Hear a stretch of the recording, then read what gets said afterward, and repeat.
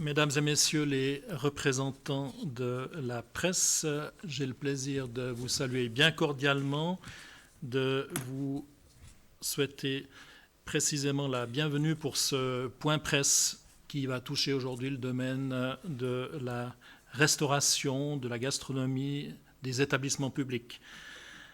Je rappelle qu'il s'agit d'un point presse principalement destiné aux médias, que les journalistes ont la possibilité de poser également des questions en ligne. Évidemment, bienvenue à toutes celles et ceux qui nous suivent, mais nous ne pourrons pas répondre en live à toutes les questions qui nous seraient posées. Je présente à mes côtés Madame Muriel Hauser, qui est présidente de Gastro Fribourg, et Monsieur Alain Meder, qui est le chef du service de la police du commerce. Monsieur Meder sera là aussi à disposition, le cas échéant, pour répondre à d'éventuelles questions. Vous le savez, la pandémie a marqué un coup d'arrêt dans notre vie sociale et dans des pans importants de notre économie.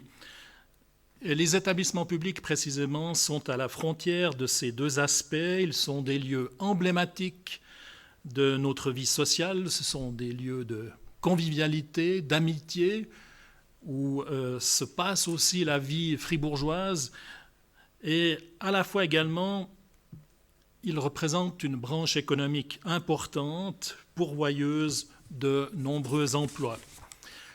L'ensemble des établissements publics concernés par la loi cantonale sur les établissements publics représente un chiffre d'affaires de l'ordre de 800 millions de francs à l'année, dont près de 500 millions de francs pour les seuls titulaires d'une patente B, donc les établissements publics avec alcool.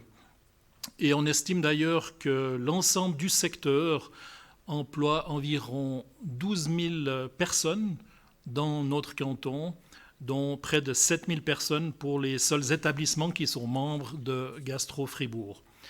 C'est dire que la réouverture progressive et bien ordonnée des établissements publics sera un jalon important sur le chemin d'un certain retour à la normale. Naturellement, ce retour à la normale, il est encore un peu lointain. Nous devons maintenant apprendre à vivre avec la présence de ce virus, et ce, durant une longue période.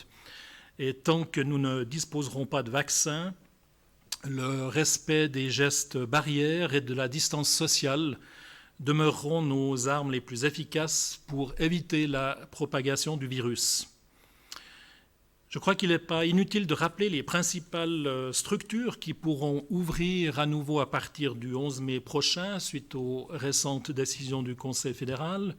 Les écoles obligatoires, tout d'abord, selon des règles de protection laissées à l'appréciation des cantons, l'enseignement présentiel jusqu'à 5 personnes au niveau secondaire 2, au niveau tertiaire et dans les autres établissements de formation, ouverture également pour l'ensemble des magasins et des marchés, des agences de voyage, des musées, bibliothèques et archives, des installations sportives pour les entraînements, les activités de sport amateur, sans contact physique, pratiquées de manière individuelle ou en groupe d'au plus 5 personnes, les entraînements de sportifs de compétition à certaines conditions et les entraînements également dans le sport professionnel. Et pour toutes ces activités et services, il convient de préciser que des plans de protection doivent être établis et respectés. Utile peut-être aussi de rappeler ce qui demeure finalement fermé ou interdit encore au-delà du 27 mai prochain. Ce sont les rassemblements de plus de 5 personnes et les manifestations publiques ou privées, y compris associatives et sportives. Demeurent fermés également les théâtres, cinémas, salles de concert, établissements de divertissement et de loisirs, y compris les salons de jeux, les zoos, jardins botaniques, parcs zoologiques, remontées mécaniques, les piscines, les offices religieux. À noter toutefois là que dès le 11 mai, les enterrements pourront se passer de manière, je dirais, plus libre, tout en respectant la distance sociale. Et puis également, je dirais, cette problématique qui doit être traitée aujourd'hui, précisément celle de l'ouverture des établissements publics. Et c'est ce qui nous réunit pour vous donner une information aujourd'hui importante, puisque le Conseil fédéral a annoncé pour le 11 mai prochain la réouverture, dit-il, des restaurants, des bars et des pubs. Et comme toujours depuis le début de cette crise, et c'est d'ailleurs assez normal, il appartient au canton de procéder à un exercice d'interprétation des décisions prises au niveau fédéral. S'agissant de domaines qui d'ailleurs sont traditionnellement de compétences cantonales, il faut en effet s'attendre à ce que les décisions fédérales s'appuient sur des notions qui n'ont pas forcément prises dans le droit cantonal. Et précisément ici, la Confédération parle de réouverture des restaurants, des bars et des pubs, alors que ces deux dernières notions ne signifient pas grand-chose, je dirais, dans la législation cantonale fribourgeoise. Par bar, on suppose bien que la Confédération ne pense pas aux deux seuls types de bars qui sont contenus dans notre loi cantonale, les bars d'hôtel et les bars dépendant d'un local de prostitution. Et quant au terme de pub, il est tout simplement absent dans notre législation cantonale qui catégorise les différents types d'établissements en fonction de patentes, des patentes distinctes.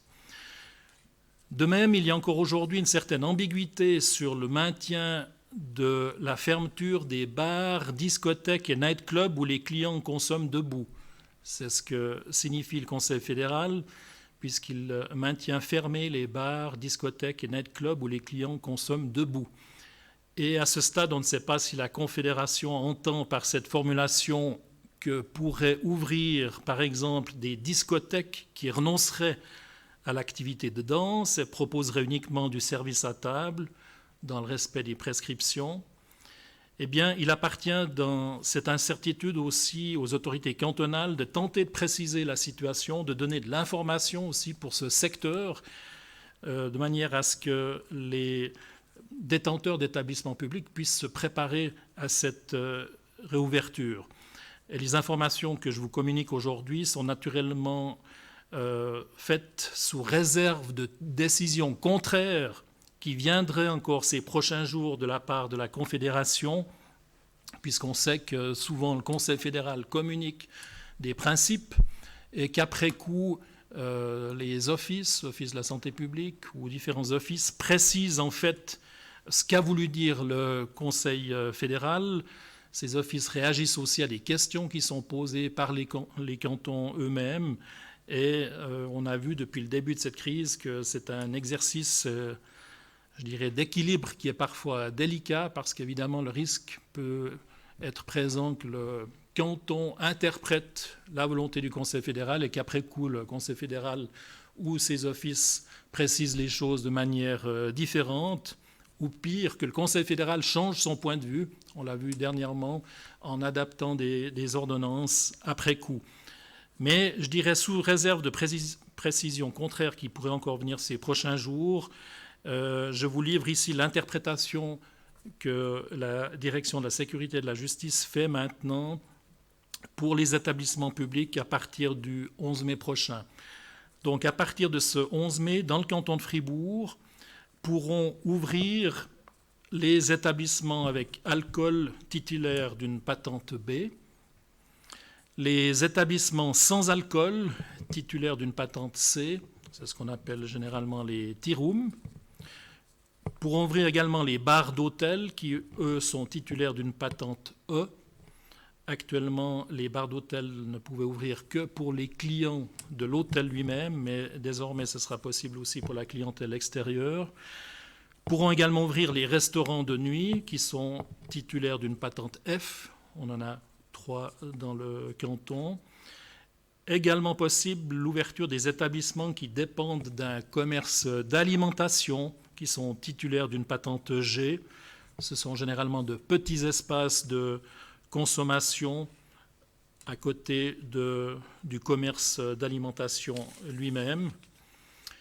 S'agissant des titulaires de patentes spéciales H, qui donnent le droit de servir des mets et des boissons accessoirement à une activité sportive, culturelle ou sociale non permanente ou saisonnière, eh bien, ils ne pourront rouvrir que pour autant que l'activité principale elle-même puisse reprendre. Il en va ainsi, par exemple, d'une buvette de piscine. Les piscines actuellement demeurent fermées. Naturellement, la buvette en tant que telle ne pourra pas rouvrir si elle est exploitée avec une patente H, puisque l'activité principale n'est pas possible. En revanche, une buvette d'alpage, par hypothèse, pourra rouvrir dans le respect naturellement des normes de protection dès le début de la saison d'alpage. On parle ici donc des patentes H.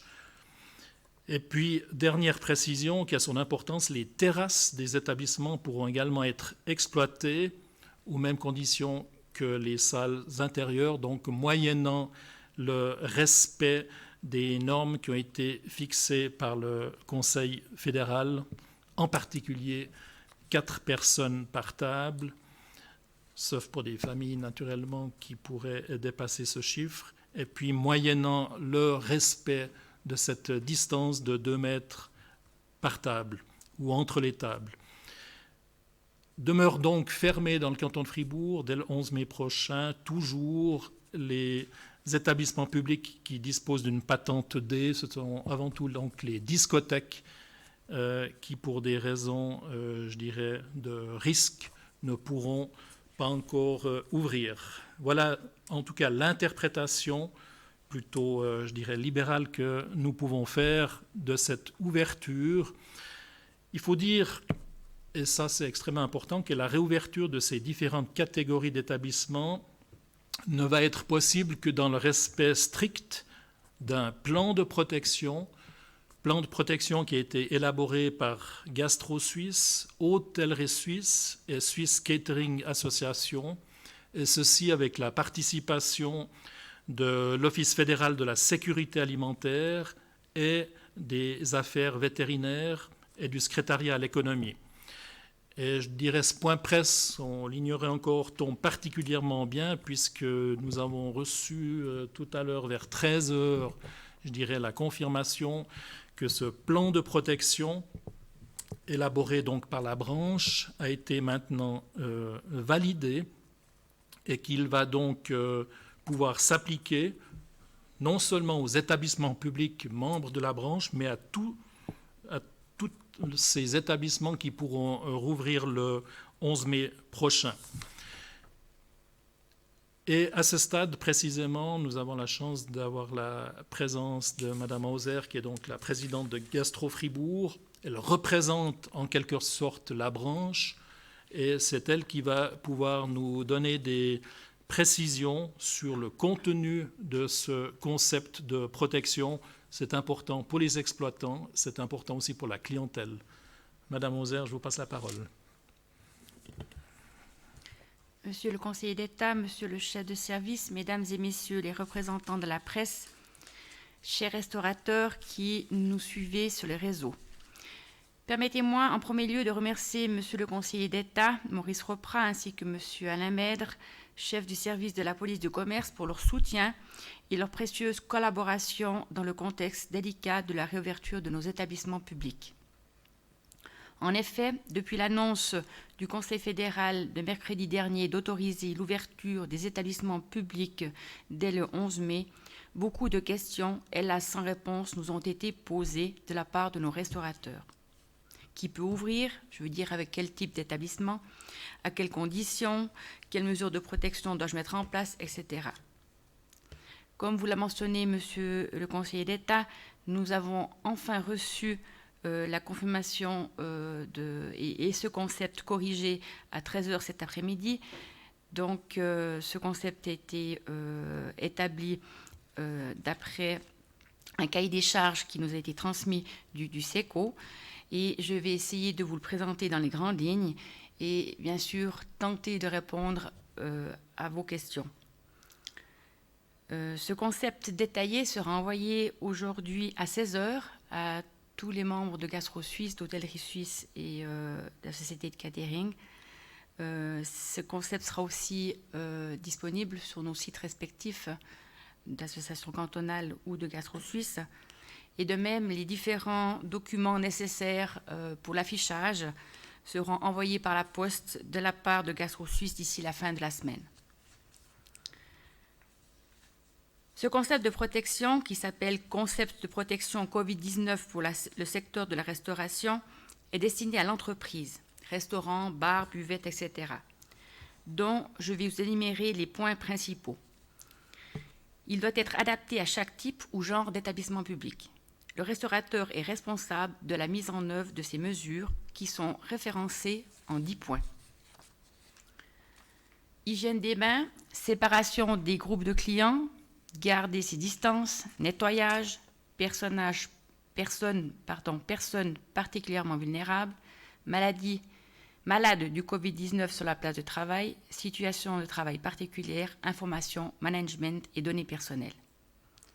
Pour commencer par l'hygiène des mains, il est mentionné que toutes les personnes, clients et employés, se lavent régulièrement les mains ou, si cela n'est pas possible, se les désinfectent avec, comme son nom l'indique, un désinfectant. Pour ce faire, des postes d'hygiène des mains devront être mis en place, à l'entrée du restaurant bien sûr, mais également aux toilettes, aux vestiaires, sur les postes de travail. Les collaborateurs doivent toujours se laver les mains ou se désinfecter les mains avant les tâches suivantes qui peuvent être le dressage des tables, pillage des serviettes, polissage des couverts, mais également, une fois que les tables sont débarrassées, les collaborateurs doivent également se désinfecter les mains avant de passer à une autre tâche. Le point 2, séparation des groupes de clients. Par groupe de clients, on entend des clients qui sont arrivés ensemble ou pour lesquels une réservation a été faite ensemble. Un groupe de clients est composé de 1 à 4 personnes maximum, exception des parents avec enfants. Il ne doit pas y avoir de mélange de groupes de clients.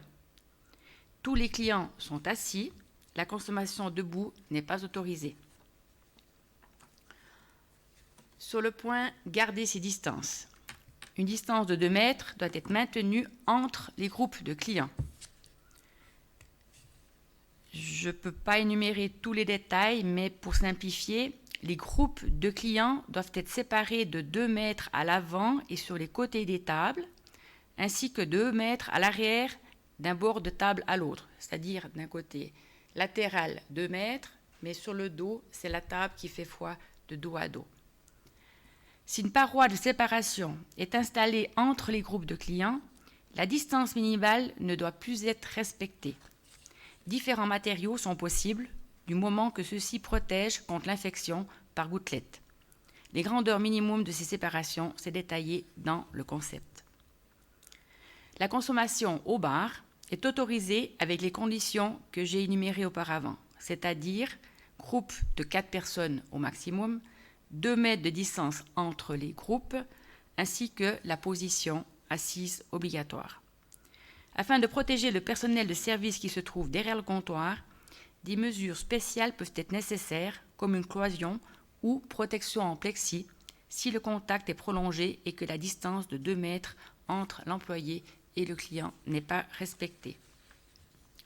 En principe, il n'y a pas de distance minimale pour les clients ou le personnel lorsque ceux-ci se déplacent d'un endroit à l'autre, que ce soit dans le restaurant ou sur la terrasse. Si la distance de 2 mètres ne peut être respectée, et ce même pendant une courte durée seulement, le port du masque d'hygiène, par exemple masque chirurgical ou d'une visière de protection, est vivement recommandé, mais il n'est pas obligatoire. De même, le collaborateur peut faire la demande de le porter s'il estime que ça le rassure.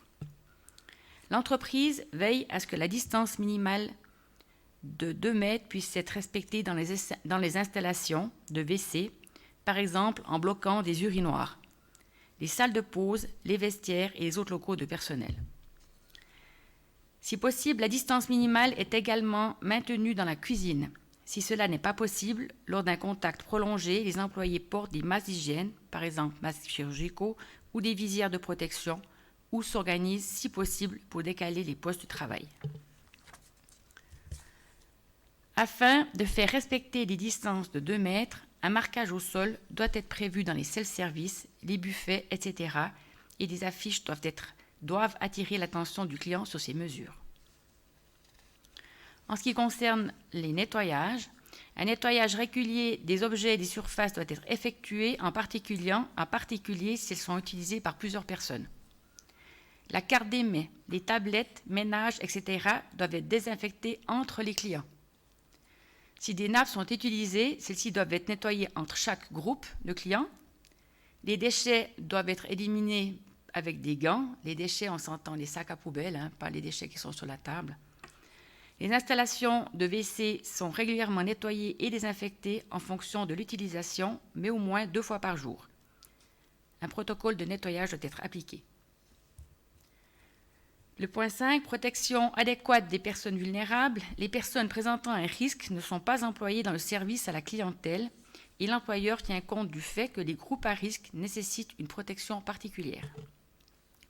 À la réception ou à l'entrée, les clients sont priés verbalement ou par écrit de s'abstenir de prendre place dans l'établissement s'ils présentent des symptômes indiquant une maladie respiratoire. Point 6, lorsque des symptômes de maladie apparaissent, les employés sont renvoyés chez eux et suivent les instructions d'auto-isolement de l'OFSP. Le point 7, comme situation professionnelle particulière, nous pouvons mentionner celle d'éviter des objets partagés qui ne peuvent pas être nettoyés. Par exemple, les journaux, un vestiaire, des snacks préemballés. L'établissement renonce à l'utilisation d'objets à usage commun, par exemple assaisonnement de table, des paniers à couverts, des beurriers, ou s'engage à les nettoyer après chaque client. L'établissement convertit les buffets en libre-service en buffets avec service. Autre possibilité pour les buffets en libre-service, c'est l'établissement doit s'assurer que chaque client se désinfecte les mains avant de se servir, utilise des gants à usage unique. Ou alors, troisième option, se sert exclusivement avec des couverts propres à lui-même. Enfin, les clients ne sont pas autorisés à utiliser les installations de divertissement telles que billard, bowling, karaoké, machine à sous, tactilo et autres. Enfin, sur les points 8 et 9, nous devons informer les clients à l'aide d'affiches et autres matériels, ainsi que former nos employés sur toutes ces lignes directrices.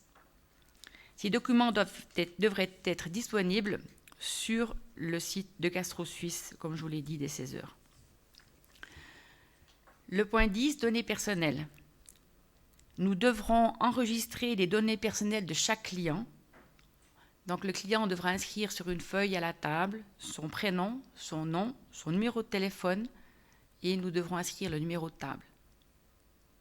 De même, nous devrons avoir la traçabilité de quel employé a servi à quelle table. Ces données devront être conservées 14 jours, puis détruites. Cette obligation de données personnelles ne s'applique bien sûr pas au take-away. Voilà en grande ligne le concept de protection destiné aux restaurateurs. Celui-ci a beaucoup plus de recommandations, enfin de détails, mais qui seront plus destinés, je dirais, à l'établissement lui-même, ainsi qu'au personnel qui va travailler. Je remercie Muriel Hauser pour la présentation de ce concept de protection, qui est donc le produit de la branche elle-même, avec, je dirais, des exigences relativement importantes qui devront être respectées dans les établissements publics. C'est probablement le prix à payer aussi pour cette réouverture dans les conditions que nous connaissons actuellement.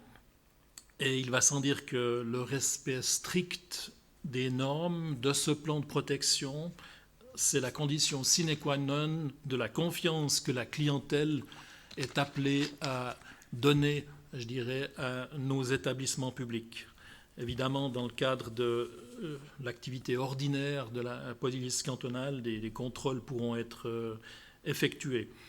Et j'en appelle avant tout, je dirais, à la responsabilité des établissements. Et je suis convaincu qu'avec aussi la très bonne collaboration que nous avons, en particulier avec Gastro Fribourg, on pourra, informer et sensibiliser les différents établissements à la nécessité de respecter, les normes qui nous sont données par la branche en l'occurrence. Et j'ose espérer qu'avec l'ensemble de ces mesures, eh bien, la confiance sera rétablie, que la clientèle manifestera à nouveau, son soutien à cette branche qui est essentielle, pour la vie économique et la vie sociale de ce canton de Fribourg. Voilà, mesdames et messieurs, les informations que nous souhaitions vous communiquer aujourd'hui en lien avec la réouverture des établissements publics le 11 mai prochain. C'est volontiers que nous tentons de répondre à vos éventuelles questions. Oui, Monsieur Villers. Si j'ai bien compris, par rapport à la liste des patentes que vous avez évoquées tout à l'heure, les bars et les pubs sont autorisés à ouvrir, selon l'interprétation libérale du canton de Fribourg. Dans la mesure où les bars et les pubs sont au bénéfice de patente B, voire B+, ce sont des établissements qui pourront rouvrir. En fait, c'est plus simple d'aller par exclusion. À ce stade, selon la compréhension que nous avons des décisions prises par le Conseil fédéral, ce sont avant tout les discothèques qui ne vont pas pouvoir rouvrir. Par contre, les discothèques ne vont pas pouvoir rouvrir le 11 mai prochain. Pour les autres, les établissements publics, pour l'essentiel, vont pouvoir rouvrir, mais alors avec le respect strict du plan de protection et puis aussi des exigences du Conseil fédéral, puisque le Conseil fédéral rappelle qu'il faudra notamment respecter cette distance de 2 mètres entre les tables, maximum 4 clients, et des clients qui consomment assis. Donc il ne sera pas possible dans les pubs ou dans les bars. Les bars non plus, on ne peut pas être au bar, on doit être assis au bar. Exactement. Ce ne sera pas possible d'aller dans un bar en groupe et d'être debout au bar pour consommer. Là, il y a une interdiction générale qui a été prononcée par le Conseil fédéral. Et pour l'ensemble des établissements, la consommation devra se faire assis.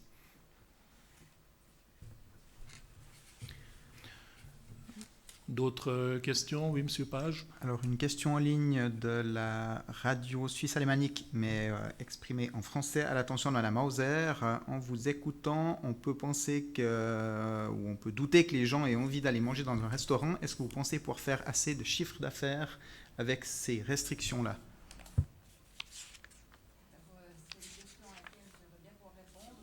Micro. C'est une question à laquelle j'aimerais bien pouvoir répondre. C'est sûr qu'avec toutes ces contraintes, je voudrais quand même juste corriger ce que M. le conseiller a dit. Ce concept a été non pas fait avec tout ce qui est dedans, ce n'est pas la volonté de Gastro Suisse. Toutes ces mesures ont été élaborées par rapport à un cahier des charges qui a été donné par le SECO et le FSP. C'est vrai que nous, on n'aurait pas forcément été aussi loin. Après, le souci du chiffre d'affaires et de la rentabilité, je vous dirais que c'est justement la grande problématique. Je vous dirais que beaucoup d'établissements n'auront aucun intérêt à ouvrir. Il faut être conscient, si vous devez déjà supprimer vos places, si vous devez supprimer 50, voire 60, voire 70% de vos places, il faudra avoir le même ratio de diminution d'heures de travail du personnel.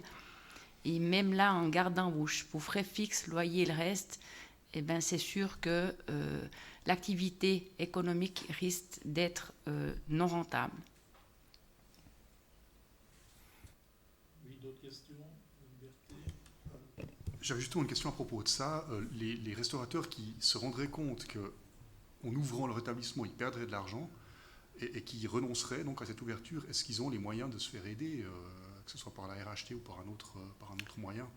Alors, on a pour le moment aujourd'hui, on sait que les RHT, si on ouvre et qu'on ouvre, on y a le droit, même si nos employés travaillent partiellement ou une partie pas du tout. Par contre, aujourd'hui encore, samedi, dimanche, aujourd'hui, notre président est en relation avec monsieur le conseiller fédéral Guy Parmelin pour s'assurer que les RHT perdurent aussi au cas où l'établissement n'ouvrait pas pour des raisons structurelles, parce que certains établissements ne pourront pas appliquer ce concept, ne pourront pas respecter les distances ou mettre les infrastructures en place, ou et pour des raisons économiques. Si vous avez un établissement de 30 places et il ne vous reste plus que 8 places, en mettant les mesures, les distances de 2 mètres ou autres, il n'y aura aucun sens d'ouvrir cet établissement. Et surtout, il faudrait que les RHT perdurent malgré cette fermeture. Et là, je vous avoue qu'il y a un bras de fer à l'instant qui se fait avec M. Guy Parmelin. Je viens d'avoir un téléphone avant, je sais que M. le conseiller national Reduit ainsi que Mme Buyard-Marbar, conseiller national, sont intervenus auprès de Guy Parmelin pour s'assurer que ces RHT perdurent. Donc j'aimerais bien vous dire oui, mais en l'état, ce n'est pas garanti, mais nous avons un bras de fer en ce moment avec le Conseil fédéral.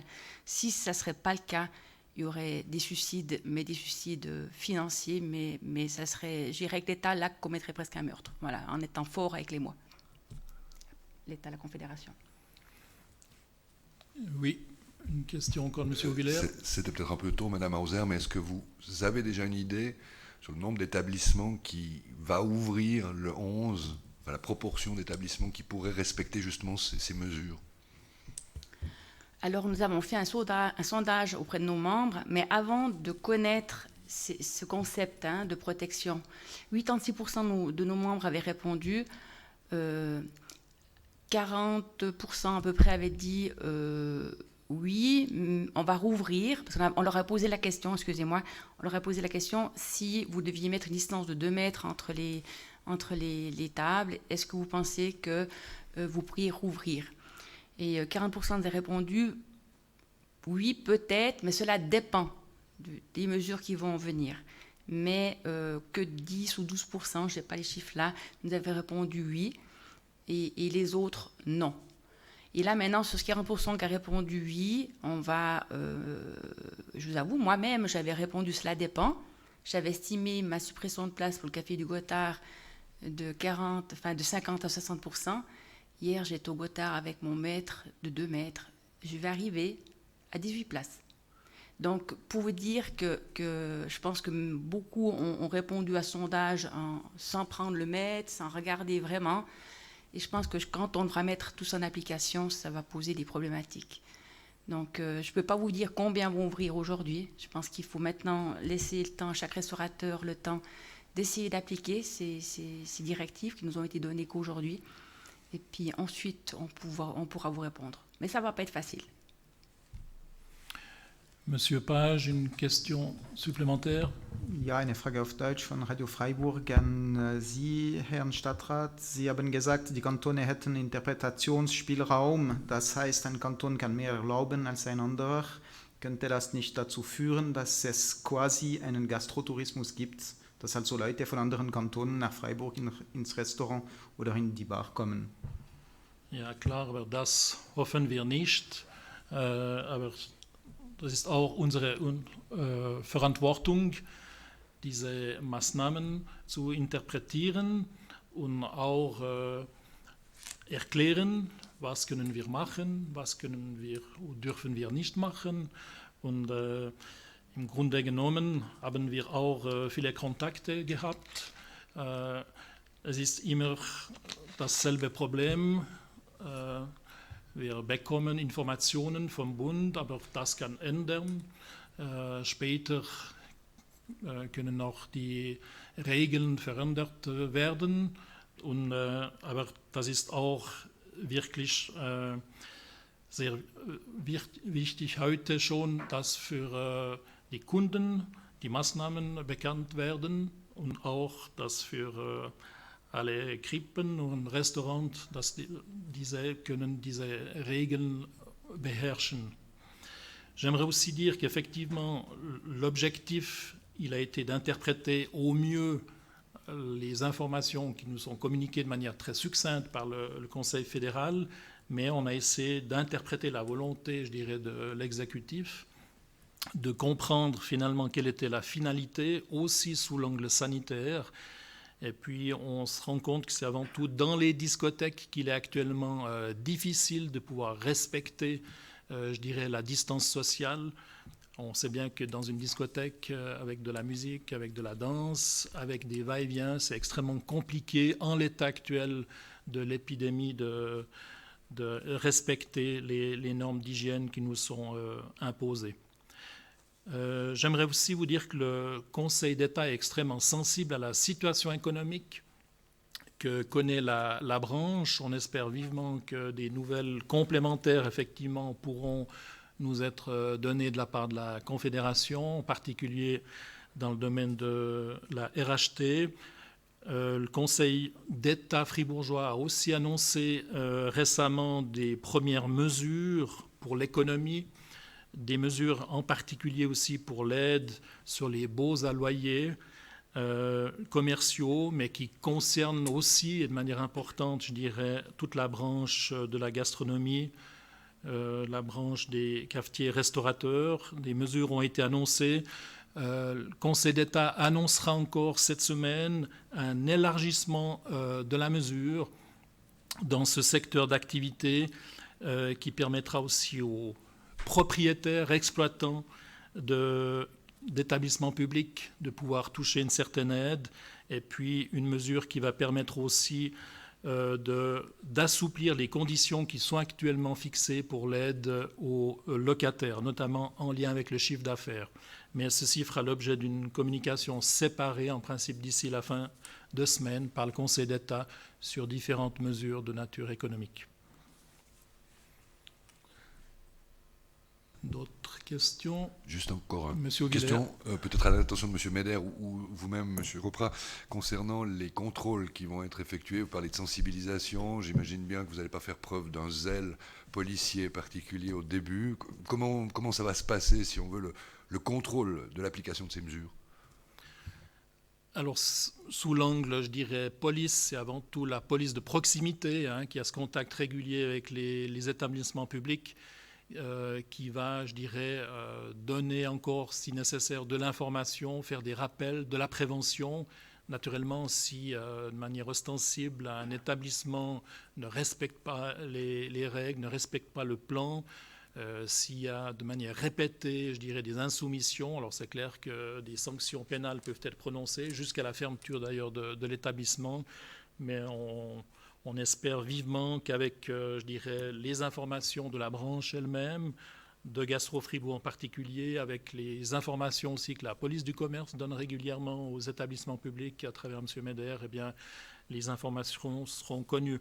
Mais évidemment, on travaille dans l'urgence, puisque ce plan de protection, il est tout frais, il est sorti à 13h aujourd'hui, il n'est encore pas distribué aux membres, notamment de Gastro Fribourg. Il pourra l'être seulement en fin d'après-midi.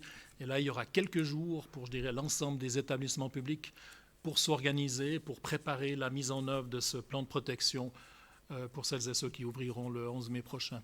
Je ne sais pas si M. Meder veut compléter. Je pourrais effectivement dire que le temps presse.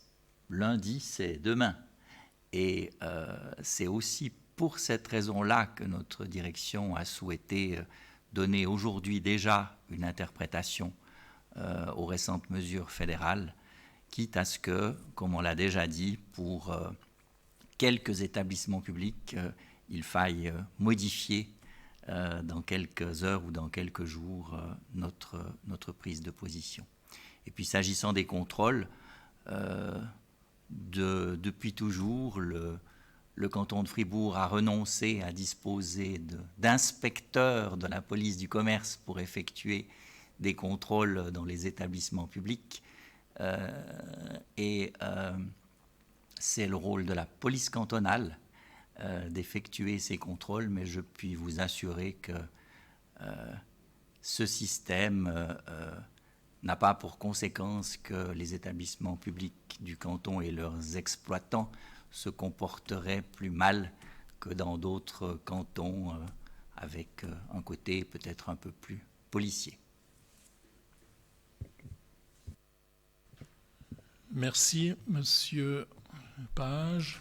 Ja, also noch eine Frage auf Deutsch von Radio Freiburg. Die wurde schon teilweise beantwortet, aber wahrscheinlich möchte Radio Freiburg auch eine Antwort auf Deutsch haben. Also die Frage ist, sind diese Maßnahmen für die Restaurants überhaupt tragbar und können diese Restaurants überhaupt rentabel funktionieren mit diese Maßnahmen? Also Das ist schwierig für alle Restaurants, alle diese Maßnahmen jetzt zu interpretieren und zu passen.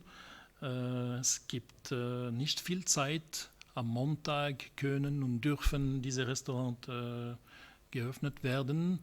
Und es gibt viel jetzt zu vorbereiten. Aber ja, das ist so. Es gibt viele Bedingungen vom Bundesrat. Und jetzt, das ist auch möglich, jetzt diese Restaurants schon am 11. Mai öffnen zu dürfen.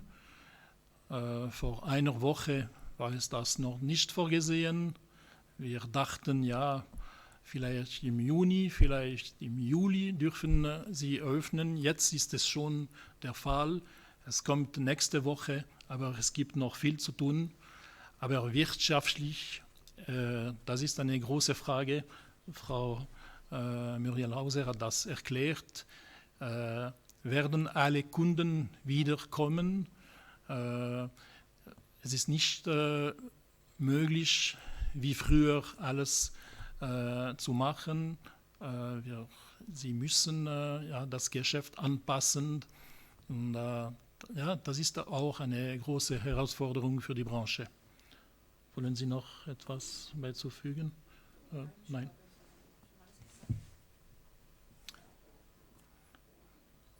Eine andere Frage? Une autre question?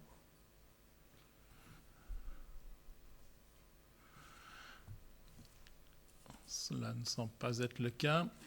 Alors encore une fois, je dirais état de situation aujourd'hui de ce que nous pouvons dire dans le canton de Fribourg, dans cette phase préparatoire. Encore une fois, c'était une nécessité pour nous de donner l'état des lieux à ce stade, en sachant que des informations complémentaires pourraient venir encore de la Confédération ces prochains jours, mais il y a des attentes extrêmement soutenues, je dirais, de tous les établissements publics de connaître effectivement, tout d'abord, sur le principe, dans le canton de Fribourg, quels sont les établissements qui peuvent ouvrir et ne pas ouvrir. C'était la raison première, je dirais, de ces informations. Et puis après, de définir, dans la mesure du possible, les conditions qui seront applicables, d'où la présentation par Gastro Fribourg aussi de ce plan de protection qui a été défini entre la branche et les autorités fédérales. On parle de l'idée que la Confédération communiquera certainement des informations complémentaires à ce sujet ces prochains jours. Voilà, je tiens à remercier Madame Muriel Hauser pour sa présence, pour les explications qu'elle a données, tout en souhaitant aussi bon courage, malgré les circonstances, et plein succès à l'ensemble des acteurs de cette branche importante. On espère que le retour à la normale pourra se faire dans des délais acceptables, compte tenu, je dirais, de la situation que nous connaissons, en sachant que, naturellement, la priorité demeure toujours sanitaire, mais au-delà de la crise sanitaire, c'est aussi la crise économique que nous connaissons et que nous devons tenter de limiter dans notre pays et dans le canton. Merci également à M. Alain Médère, chef de service, pour son engagement apprécié dans ce secteur d'activité. Je vous souhaite à toutes et à tous un excellent après-midi.